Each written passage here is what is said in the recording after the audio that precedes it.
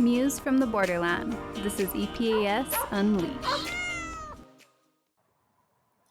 Hello, everyone. Welcome back to EPAS Unleashed. I'm your host, Jessica Navarro, and today we have two very special guests. As you can see, we are in a different location, and that is because our construction has started at our shelter. So our normal podcast location is being renovated right now. We are going to be talking about a lot of different topics today, a lot of important topics. April is full of awareness months.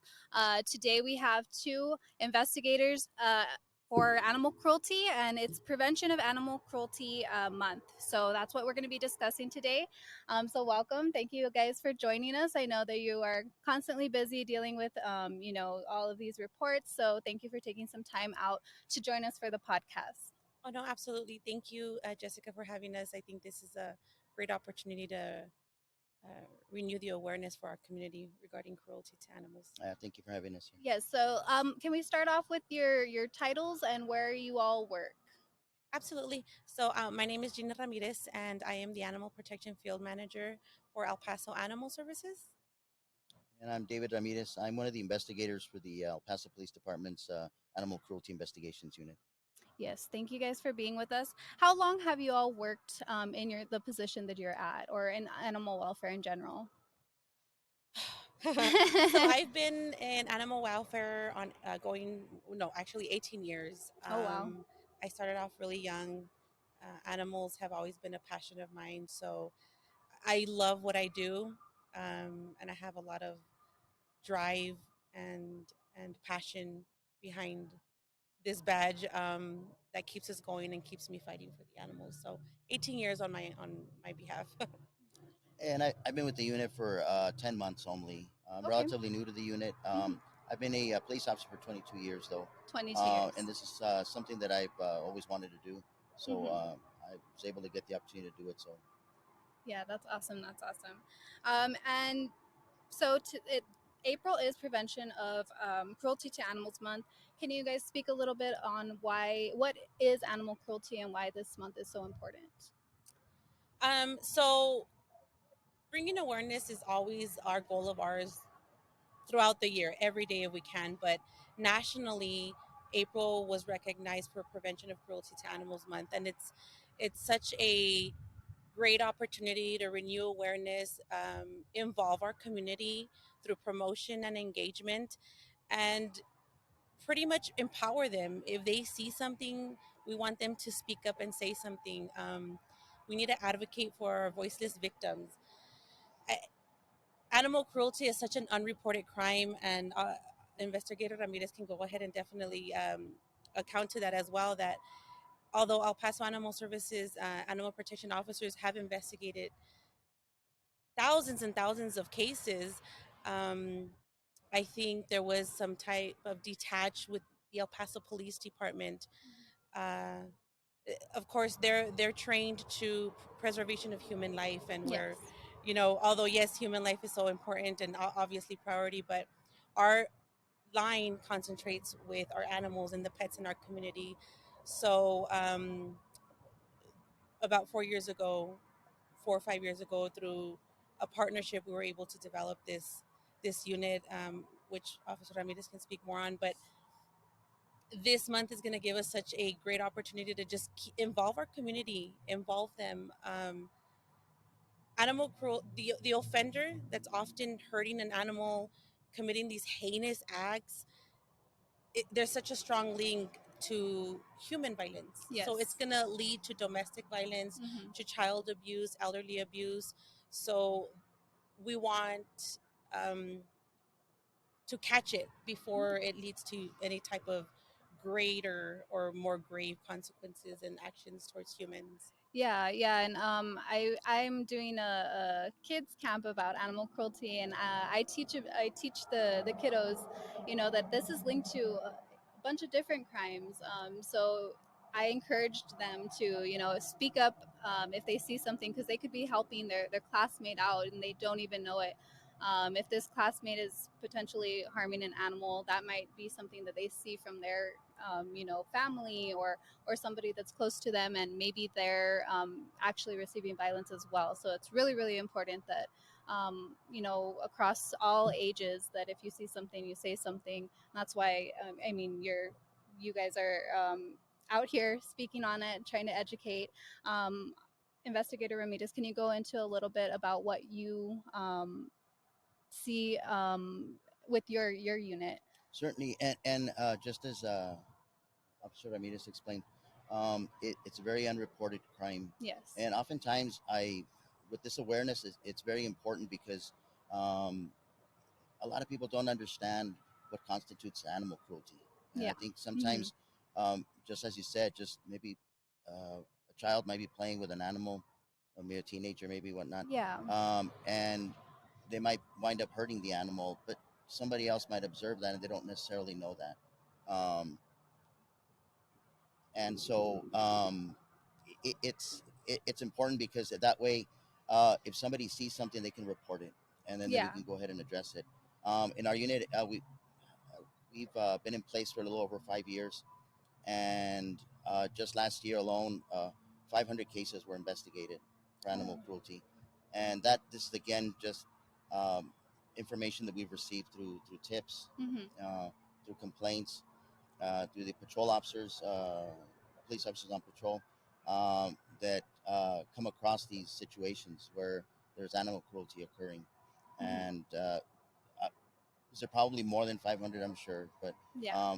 fortunately, we were able to investigate those many cases, and just this year alone, we're up to 120 cases Oh so wow. far that we've investigated. Uh-huh. So it's the more awareness we can get out there, the more education, the more knowledge we can provide the community to recognize where there's animal cruelty, the more effective we can be in preventing this. Yeah, yeah, exactly. I mean, most of the time, you all are responding when the crime has already happened, and it's important that the community speaks up on that, and have you guys go out there and start an investigation. If they don't, advise us of what's going on, then we won't. We probably are not. It's very rare that we're there when it's actually happening. So we need the community to definitely speak up and let us know, what's happening, and Gina, just to go to you, animal protection officers, what areas do they cover? Because I know a lot of times people can get a little bit confused with like the jurisdiction. So can you speak on what our animal protection officers cover? Yeah, absolutely. So, our animal protection team responds to any animal related concern within the city limits of El Paso. Yes. Um, again, as you mentioned, there are different agencies. So, Socorro has their own agency. Okay. The other municipalities work in collaboration with the sheriff's department, Mhm. and Tiguas is also, has an animal control. But our officers focus within the city limits of El Paso. Okay, perfect. So, would they still call 311 in order to be transferred to these different agencies if they are, calling for something that is happening in Socorro or something like that? Yeah, if they don't know their Hmm. areas, their jurisdiction dispatcher number, they Yeah. can definitely call 311. 311 has the information at hand where they can either be transferred or they'll relay the correct information to the citizen calling. Okay, yeah, I know that that's a big one because sometimes people think that we cover just pretty much everything, but there are the county officers, Yeah. Tigua, and like you said. So I think that's something that definitely the community needs to know about those other agencies.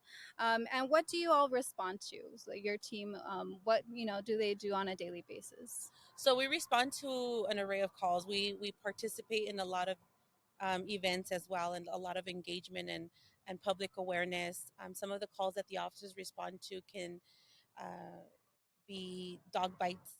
Yeah. Um, it be an owner that owns a dog and it bit them, or a dog bite and the animal's still at large. We respond to a lot of wildlife calls. The summer's coming up. Hmm. Let's be good and nice to our wildlife. Yes, coexist with our wildlife. um, and standards of care, Hmm. animals in vehicles, Hmm. uh, animals that are injured, Hmm. great traffic hazards. So there's a big criteria of calls that we respond to, and cruelty, neglect, and standards of care being one of them. Yes. And I did a ride along last week with one of your officers, and education is also a big thing that you guys do out there, educating the public on these different laws that are in place and the city ordinance and all that. So you guys do a really great job of educating the community, because a lot of people just don't know. They don't know. Because when I was on that call, there was so many little things, like the microchip. That's a city ordinance. This call that we went to, they didn't know that the microchip was a city ordinance, and your officer educated, and we actually just did a microchip right then and there, and they were now this pet is microchipped, and hopefully, is reunited with their owner if they ever go missing. So that's a big part of it as well. Yeah, absolutely. We always empower our officers. They're the boots out in the ground, investigating these cases and responding to calls. We're empowering them if they're able to microchip pets during an investigation. Yeah. If they're responding to an investigation of, I don't know, let's say no water, they get there, everything's in compliance minus the microchip. Hmm. Let's help the community out and microchip them for free. Lift that burden off of the owner. Oftentimes, like you said, they don't know that it's Hmm. actually a city requirement, Yes. or they just don't have the funds. Yeah. There's plenty of calls where we run into on investigations, and one form of cruelty or neglect would be passive cruelty, Hmm. ignorance or hardship.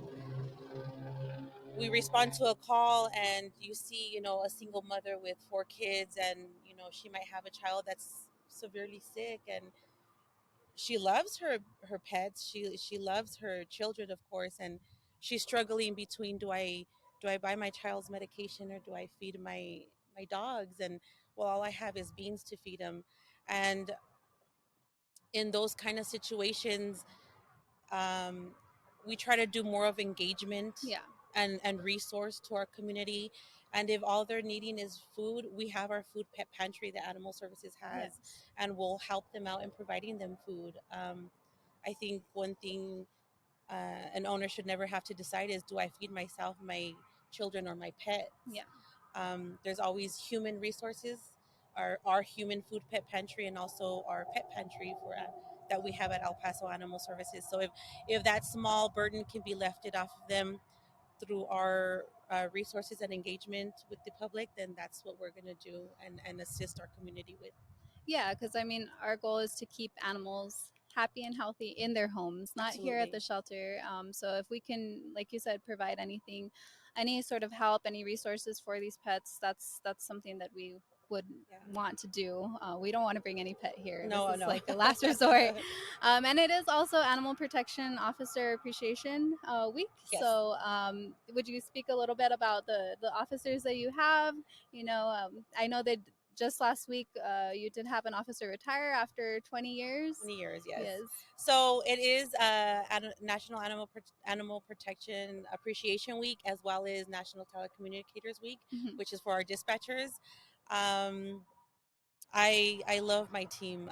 They do such a great job, and this type of work, as far as any type of enforcement work, Yes. whether it be with the PD, Animal Services, code compliance. It's a very thankless job, Yes. because you know what? Hmm. Unfortunately, we're the ones knocking at the door that people don't want to see. Yeah. But we're also people that our community calls when help is needed. Yeah. So it's not always bad.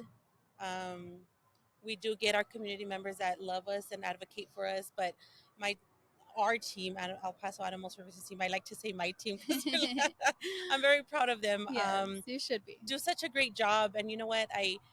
If there's ever any areas that we need improvement, I work really hard to provide that for them. If we need more training, more guidance, we'll do that. Do we need more resources? What else? And I always ask them, what other ways can we touch our community? How can we Yeah. help them? How can we help the pets in the community? Hmm. A lot of our houseless community members, there's this stigma that because you're homeless or houseless, homeless as people usually say, um, they don't deserve to own pets. In actuality, they're one of the greatest pet owners we have. Yes, definitely. It amazes me. I have several of them, really, really close relationships that I've developed throughout the years, and they're really good owners.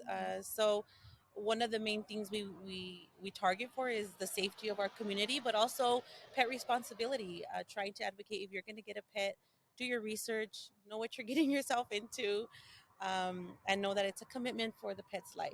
So no, I appreciate all my officers. I want to thank you for every effort that you guys make in the community, always showing up, giving it 100%. Some of our days get really hard, but you guys, I admire you so much, and I just want to say thank you from the bottom of our heart, my heart, the department's heart, and I want you to continue the good work that you're doing. Yes, and you guys are severely understaffed as well. I know that when we were, you've gotten a lot of new officers on, but they were working long hours, and like you said, it's a very thankless job. Being on that ride along, there's some things that I didn't even know. There's just so much behind being an officer that maybe the public doesn't understand. But definitely we appreciate your officers and anybody in animal welfare.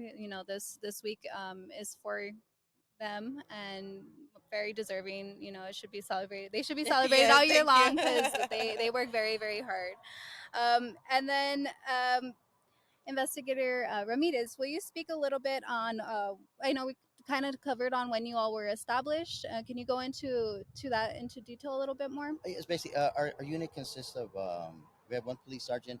Mm-hmm. We're gonna have 5 detectives and 2 officers. Okay. That comprise our unit.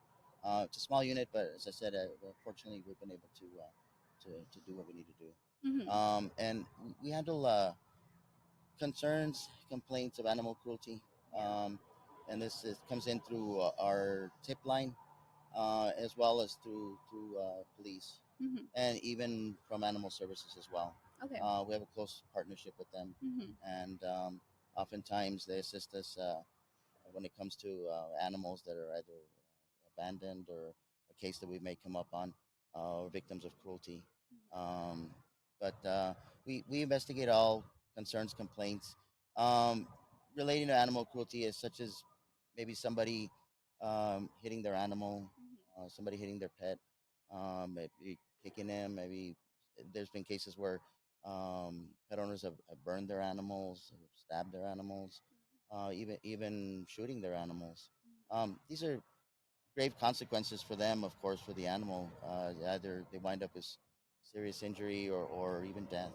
Um, and other forms of cruelty that we most commonly come across is neglect, and that's pet owner failing to provide food, water, shelter, maybe necessary medical treatment that their animal needs. Mm-hmm. All these are cases of neglect that we follow up on a daily basis. Um, Other forms that we've come across is animal fighting, such as training or forcing an animal to engage in these violent encounters with another animal. And this is again a profit for some of these people. It's an organized crime of some sort, where they're having these type of events where animals are essentially killing each other, Mm-hmm. or being left with serious injuries.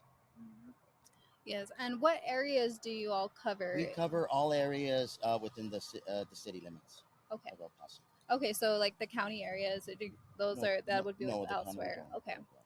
Okay. And like you were saying, there are pretty much two types of animal cruelty: the abuse, which is a little bit more of the physical part, neglect.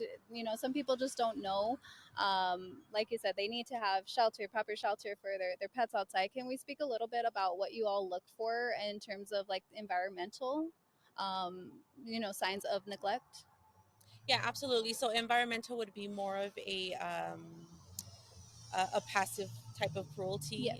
under that category. And generally, when our officers arrive at a call, we want to see, if we see long weeds, we know that if the yard's not being maintained, most likely that animal's not going to be Yeah. maintained and kept in a good state of health. We check to see if they have adequate shelter. Oftentimes, we see owners, well, they'll tell us, well, there's a tarp hanging from the tree. Well, that's not adequate shelter. Yeah. If it rains, that's not going to protect the pet Mhm. from getting wet. If it's snowing, although we're in El Paso, yes, we have our snow days. Sometimes, yeah. It's not going to protect them from the cold. Mhm. So Seeing if the area is clean. Is there a foul odor? Is there an accumulation of feces? Yes. Uh, if you have Great Danes or Saint Bernards or the King Corsos, that they're definitely gonna um, Make a mess defecate of a your lot yard. bigger, and it's gonna be a lot. The smell's gonna be a lot more pronounced. So you'll just have to clean more often than Yeah. usual versus two chihuahuas in the yard. Yeah, definitely, definitely. So we also look how clean is the yard. The water bowls are they of adequate material? You don't want to have a water bowl that's made out of metal that's going to attract the heat. Mhm. In our 110-degree weather in the midsummer, I'm not going to drink that water. I wouldn't expect your pets to be drinking that water. So that's part of the environmental we look for as well. Are the pets infested with fleas? Do they Mhm. have ticks? Are they matted? Yeah, Um, that grooming is a big one. yeah, Those nails like being absolutely. overgrown, and just looking at that, those physical signs of from the animal's appearance is a big thing to find if it's neglect or not. Absolutely. Grooming can definitely fall into different categories. It can be in either our kind of realm where the animal protection officer can correct it if it's not severe, but an animal that is severe, a pet that is severely matted, it's providing that pain. It's Hmm. pain for that pet to. It's pulling on their skin. They can develop some type of rash and open Hmm. sores underneath, and then now that would now fall under the criminal charge would be with the El Paso Police Department. So something as simple as grooming that I know a lot of our community members don't think it's cruelty, it can be neglect and definitely fall under cruelty. So we need to make sure that we maintain our pets properly groomed, nails trimmed, and free of any fleas or ticks. Hmm. Yes. Anything else you all want to add for environmental things to look out for? That Yeah, you know maybe. what, and again, going with uh, the awareness, providing more, a little bit more education to people, because oftentimes a dog is very skinny. Yeah. Is something we come across a lot, and a dog could be showing his bones even from a distance, Hmm. and sometimes people don't understand that that's cruelty in essence. Hmm. Uh, you either need to maybe take the dog to the doctor Yeah. to see what's wrong with it, Hmm. or they're just not feeding it, and so. But that's sometimes people maybe might observe that, and they don't necessarily doesn't click. Maybe there's something wrong there, and that's what we're trying to get out to the community. If you see something like that, call it in. Yeah. Um, Let us, as law enforcement, go and investigate and make that determination if there's something that further that we need to look into, or maybe they just need to take their animal to the doctor, of course. Yeah, yeah. I mean, I've seen there's some dogs that, they might have an underlining condition. Maybe the owners are like, well, yeah, I am feeding the dog. I'm just not putting on weight, but there might be something going on, internally that a vet needs to check out.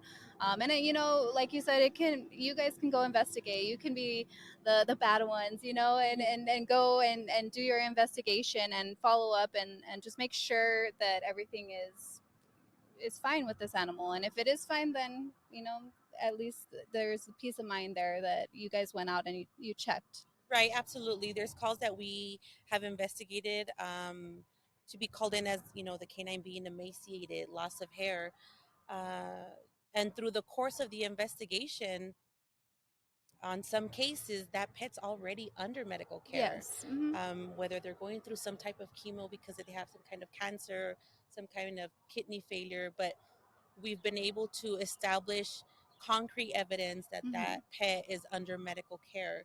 So if the vet says this pet isn't suffering, it's not, it's undergoing this treatment plan, so on and so forth, then we've done our due diligence to ensure that that pet's not being neglected. Yeah, exactly. So it never hurts to just, if you see something that Absolutely. something looks a little wrong here, you guys will do your investigation and clear it, or Yeah. you know pursue something. So, Hmm. speaking of being a witness, what is being a good witness? So, things that you all need the community to do. You want me to answer? Yeah, Okay. Good. I can answer, or you. it doesn't matter. You know what? We being a good witness. This is, as I said, very important because if somebody sees something, even if they're like, well, I'm not 100% sure, this is something I may need to report, just report it. Yeah. Um, and that's what we need from the community. Being a good witness, providing as detailed information as they can. You know what's actually occurring, what, what time of the day is it, where is it at, Hmm. what is the suspect doing to this animal? Is Hmm. is he hitting him? Is it with a closed fist? Is he Hmm. slapping him? Is he kicking the animal? Exactly what's going on? Is he hitting him with something? Um, as best a description as they can provide of the suspect, of the animal as well. Hmm. Should by some chance the animal not be there at the time Yeah. that we get there, then at least we have maybe something to follow up on. Providing your information as well. Oftentimes, people like to call in things anonymously, and that's fine. Hmm. We appreciate that. Um, if they can provide their information, it just increases the chances of success as far as the case is Yeah. concerned. Taking it to the full term. If they can provide their information, they're willing to provide a statement to us, and then subsequently testify in court if need be. It is the best outcome that they can do for this victim, for this animal that obviously can't defend themselves. Yes, exactly. And, there are a lot of people that are eager to step in if they see something happening. But that, like we discussed, a lot of times animal abuse is linked to other crimes. So we don't want anybody to get hurt. Can we speak a little bit about, how to safely, report? Right. If you're in doubt, and you don't know how to approach the situation or try to even intervene to help and save that animal, um, call the authorities. Call 311. If it's an active cruelty act, you can also call the non-emergency 832 4400. Um, any type of active cruelty that's called in, it's going to be cloned to animal protection officers and the El Paso Police Department. Um, so we can try to get a quicker response. Keep in mind, of course, we might be on another active case, Yes. but definitely, if you see something, call it in. We never want anybody to put themselves in grave danger or in some kind of harm's way. We don't know what that person's capable of. We don't know their history. If they're doing that again, as I mentioned earlier, it's always linked to some form of human abuse, and there's obviously some issues that individual is going through, whether it be psychological, anger, Yeah. Yeah. but definitely if you're able to take pictures or record from a distance safely, we always recommend that. That evidence is so concrete for cases. It helps us out so much.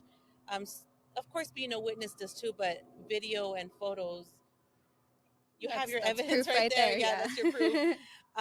But never get in harm's way. If you're not sure how to approach it, call 311 and then non-emergency 832 4400.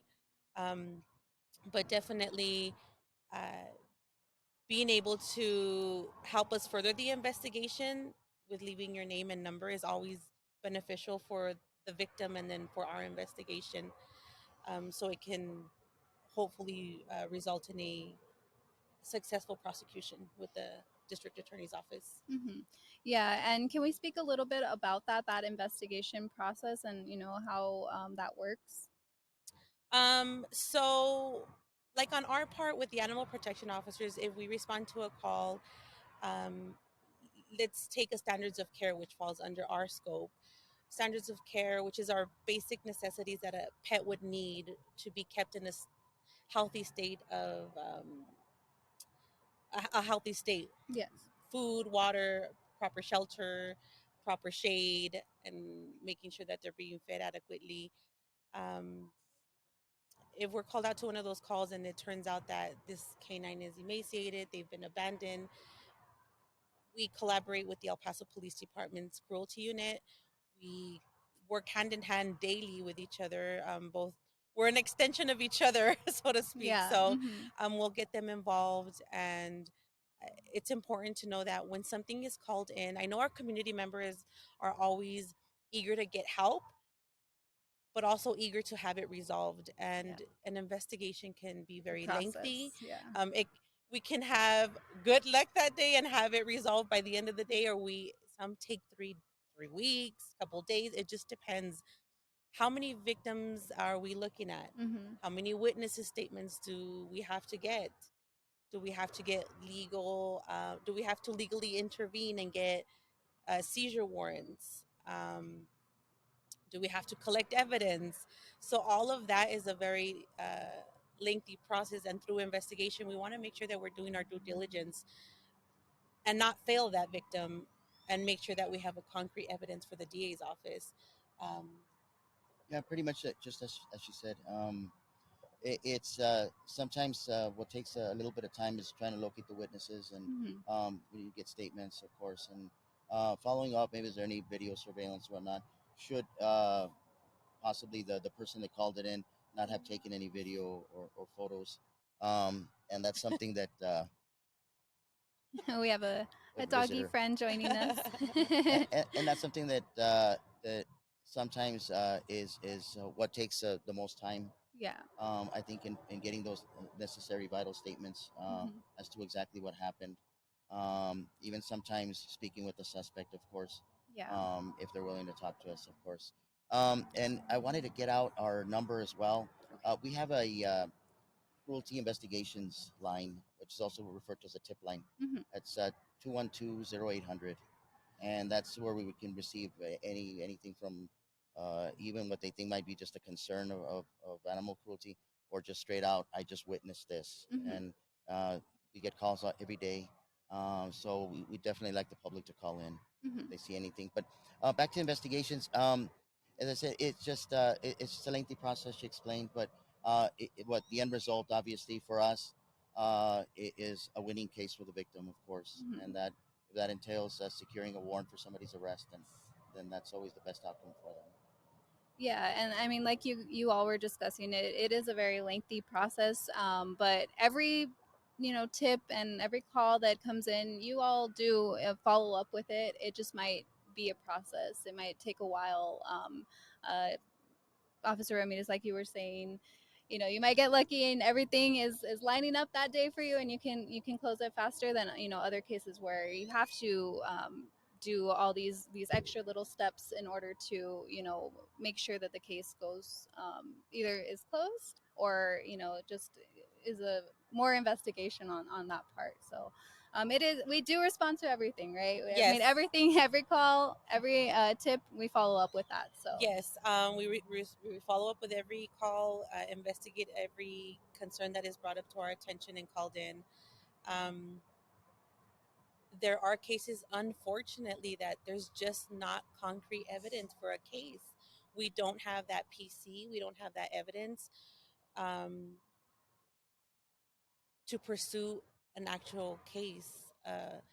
It's sometimes it's difficult to accept. Sometimes it's hard for us to accept that, right? We want, no, we need to get a case, but we can't. without We're not evidence, able to force the yeah. case if we don't have that evidence. And obviously, um, I can't speak too much on the criminal part. Officer Ramirez might be able to, but without any PC evidence, we don't have a case, and Mhm. it's hard sometimes for us to accept it and the community to accept it. But it's an important, vital piece of that investigation. Yeah, and that's why it's so important that being a witness and getting as much information as you can. And like you all said, I mean, if you want to stay anonymous, that's great, but it may hinder the case later down the line. So it's just really important that the community understands that without evidence, there's really nothing that we can do on our part until there is that sufficient evidence to build a case upon and stuff. So um, it can be very frustrating, I'm sure, for you all to see something like that and not be able to follow through because you don't have that evidence and that you know. Yeah, it's really difficult. Just a week ago, one of the animal protection officers responded to an abandonment of mama dog, Mm, papa dog, and mm-hmm, their litter of 9 puppies at the mm-hmm, park in kennels in the freezing cold. It was really cold.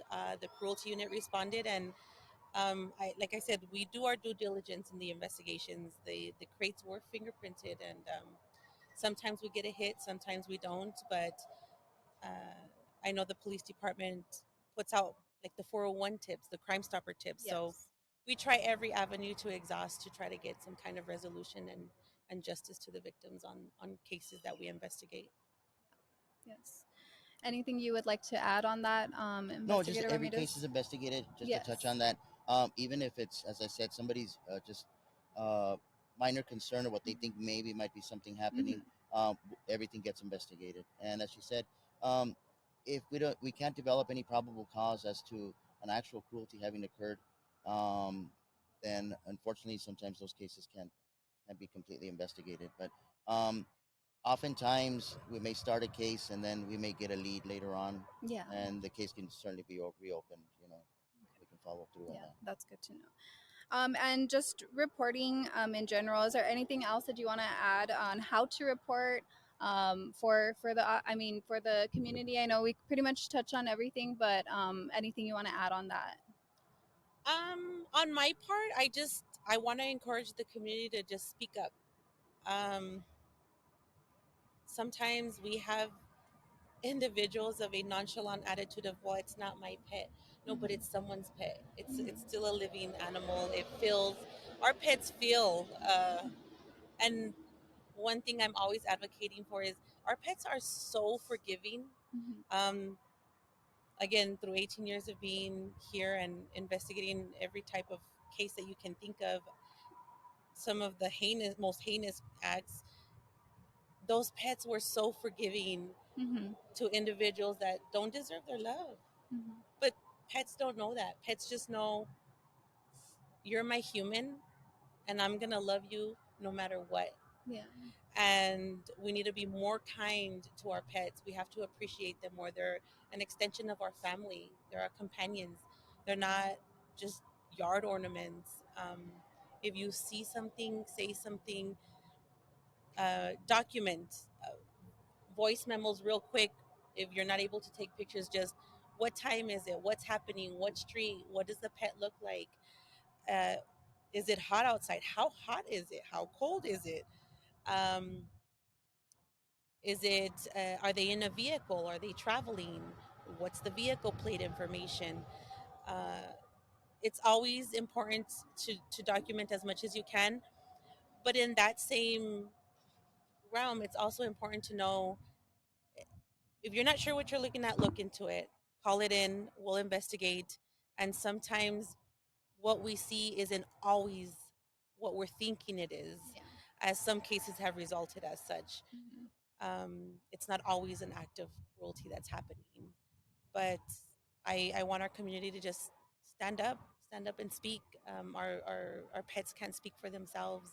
Again, it's linked to child abuse, elderly abuse, and we need to speak up for our voiceless victims, Mhm. both human and our little four-legged furry friends, Yes. our pets. So um, once we investigate and it's handed off to the district attorneys, we rest knowing we did our due diligence. Now, Mhm. what happens with that case and how it results or it's concluded is no longer in our hands. Mhm. Anything you would like to add, Investigator Ramirez? No, I think that we Yeah. covered it all. Yeah, thank you. Okay, and we are encouraging the community to go orange for prevention of Animal Cruelty Month. Do you want to speak a little bit on that, Gina? Absolutely. Yeah. Go on. I tell you, this campaign is so important to Yes. me.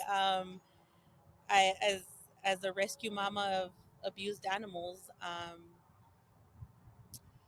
sometimes our victims don't get the justice Mhm. that they so deserve, and they get saved. And oftentimes, our community thinks of them as broken, Mhm. and they're not broken. They're far from that. Again, very forgiving. Our pets are very loving, love us unconditionally, and that's why I come to the community and I ask and I implore that you guys stand up and speak.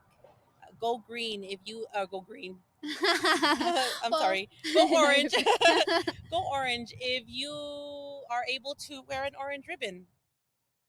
Let's do that in representation of our victims. If you're able to change out your light bulb, um, do that and change it orange. I try. I have an orange bandana. I wear them Wednesdays and Fridays. Yes. Some type of clothing, but just going out there and advocating and standing with Sunny, which is our shelter Yes, mascot. mascot. And you know what? Zero tolerance. As long as I'm here, there's going to be zero tolerance of animal cruelty.